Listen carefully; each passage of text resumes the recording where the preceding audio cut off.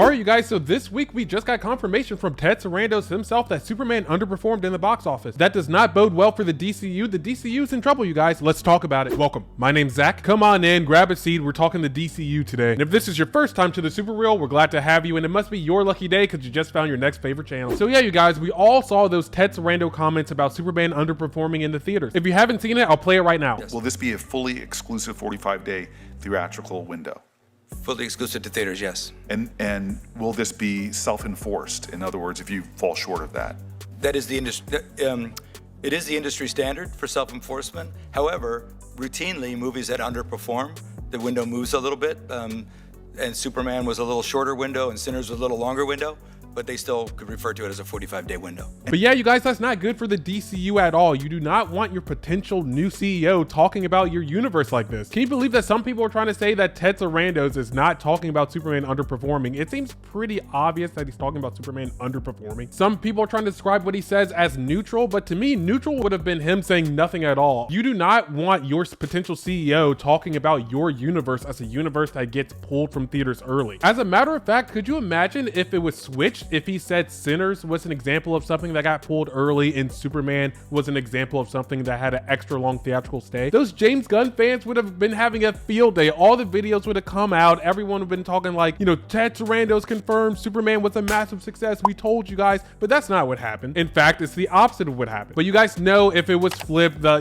James Gunn fans would have been going crazy. But yeah, you guys, this is not a good look, especially when Netflix are the ones teasing like a Henry Cavill versus Black Adam, especially when Netflix are the ones that have like this new promotional clip art that shows the Snyderverse and things of that nature and none of James Gunn's DCU projects. And I've said it in other videos, it would have been so easy for them to put James Gunn stuff in this clip art. It would have been less controversial because he is the head of DC right now, but they didn't do that. I think Ted Sarandos' comments really puts a lot of pressure on James Gunn's future projects and all the projects that are in his universe. This puts extra pressure on Supergirl. If Supergirl comes out of theaters after like 32 days, okay, you guys have flopped. And I've already said I don't think Supergirl's gonna do well because the superhero genre is mostly an adult male-driven genre, and the Supergirl movie does not look like it's aimed at that genre. In fact, it looks like it's aimed at like the young female audience, which is all well and good for a phase 3, phase 4, but for your second movie, I don't think that's gonna be like a guaranteed banger. I don't think anyone expects it to make more than Superman, and clearly, judging by Ted Sarandos' comments, Superman underperformed. And I also doubt Supergirl's gonna cost $100 million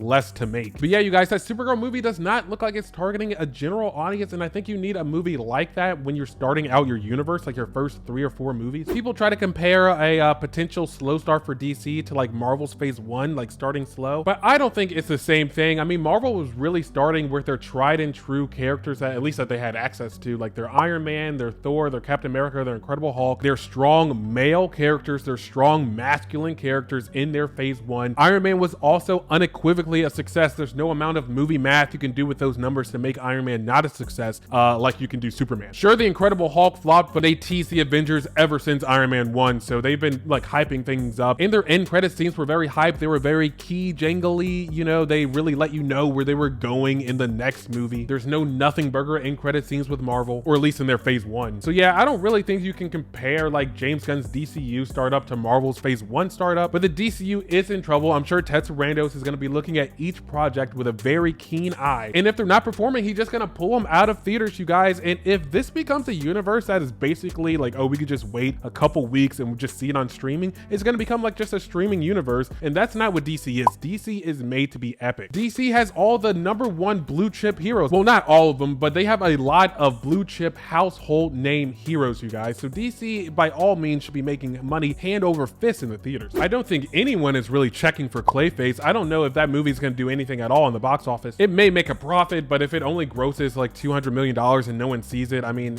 I don't even know how that looks for DC. I mean, out of all the members of the Batman Rogues Gallery, Clayface, he's really not like top tier in my opinion. I think people like Scarecrow and Bane have more street cred than Clayface. I mean, Superman, Supergirl, Clayface, that's not really the start of the DCU you would like to see, and when you're trying to think about like how can we make money off this, and I think that's a problem, and I think the DCU's in trouble because of it. I mean, if James Gunn had his way, he'd probably have an Authority movie or a Sergeant Rock movie before he even has something like The Flash. I don't know if he knows the general audience, and I think Ted Sarandos is doubting if he knows the general audience. Like I said, if you're a James Gunn fan, you would probably rather him not even mention Superman than the way he mentioned him in the hearing. But if Supergirl flops and Clayface is a nothing burger, then there is so much pressure on Man of Tomorrow. And for me, the bar for Man of Tomorrow is, can it do better than Batman v Superman? If it can make more or tie Batman v Superman, then that would be something. But for a movie like Man of Tomorrow, $700 million in the box office is probably a break-even point. So anything above that would be good. But if it's not touching $800 million, I don't know if there's like a big future here with James Gunn's DC universe. Batman Brave and the Bold might not even happen. And honestly, judging off the reports, I don't even know if I want that movie to happen. The DCU is in trouble, you guys. The fan base is all kinds of divided on this. I don't know if James Gunn knows what's going to sell and make money. I don't think he knows what's going to be hype. I don't think he knows what a lot of people really want to see. It's an adult male genre. You're gonna have to turn up the testosterone a little bit, James Gunn. I mean, do you guys think James Gunn knows what people in mass want? I mean, did you watch Peacemaker? That was all pretty niche stuff going on. It was a lot of girl boss. It was a lot of this sleaze rock and James Gunn putting on his own favorite bands. He had an opportunity to have a hype finale and he hyped it up, and it really was a nothing burger. It really wasn't hype at all. I mean, I know half of you guys watch Emergency Awesome. You know, he has like 4 million subscribers. Even he thought we were gonna get like a Brainiac tease or like a GI robot on Earth X, something like that. But we didn't get anything like that. Nothing led into Man of Tomorrow. James Gunn told you that it was required viewing and you low-key feel like he swindled you. Like, I don't want the DC universe to be a universe that only lasts in theaters for like 30 days and is pulled out and is already on streaming. I mean, think what you want about Fantastic Four, but that took a while for it to show up on Disney Plus. I mean, this is partly why I don't want Netflix to own WB. Like, I don't want Netflix to own like the rights to DC because I don't want everything to go to streaming. I'm really pulling for Paramount, but still, judging off Ted Sarando's comments, if the movie's good, he's going to keep it in theaters for the 45 days and even maybe past that. I just don't want James Gunn to deliver stuff for like such a small crowd and then all the movies turn out to be just like straight to streaming movies. But yeah, you guys, the DCU is in trouble. James Gunn's doing things like hiring Christina Hodson. Ted Sarandos is saying Superman underperformed, and more people are hype about Lobo than Supergirl in a Supergirl movie. But what do you guys think about the DCU? Let me know in the comments below. And if you've stayed this far, smash that subscribe button. We are so close to 1,000 subscribers, you guys. And if you like this video, check out some of my other DC videos. And as always, thank you for inviting me into your home, and thank you for joining me in mine. I'll see you guys in the next video.